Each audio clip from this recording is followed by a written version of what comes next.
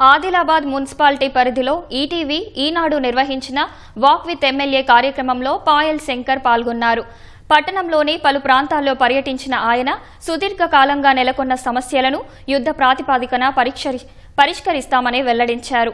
అలాగే ప్రజలకు ఇబ్బందిగా ఉన్న స్లాటర్ హౌస్ సమస్యను వారం రోజుల్లోగా పరిష్కరించి అక్కడి 2 ఎకరాల స్థలాన్ని హిందూ శ్మశాన వాటికకి వినియోగించాలని నిర్ణయించినట్టు తెలిపారు.